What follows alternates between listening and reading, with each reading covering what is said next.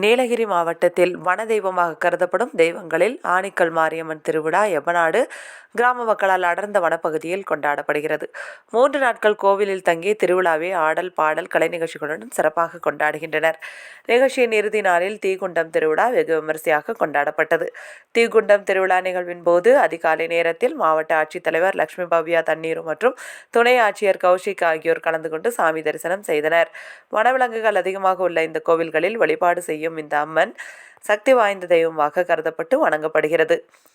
இந்த கோவிலுக்கு பல்வேறு பகுதிகளிலிருந்தும் வெளி மாவட்டங்களிலிருந்தும் ஏராளமான பக்தர்கள் வருகை புரிகின்றனர்.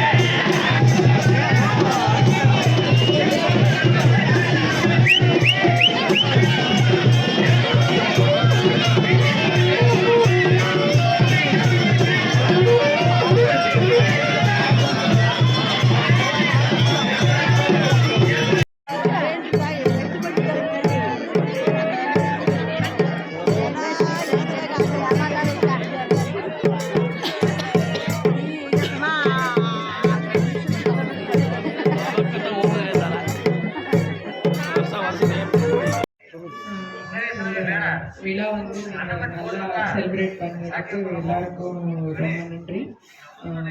இந்த ப்ரெமிசஸ் கூட நான் வரும்போது பார்த்தேன், ரொம்ப க்ளீனாக வச்சுருக்காங்க.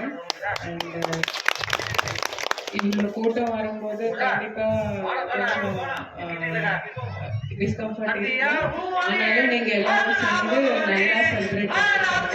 ரொம்ப நன்றி. தேங்க்யூ.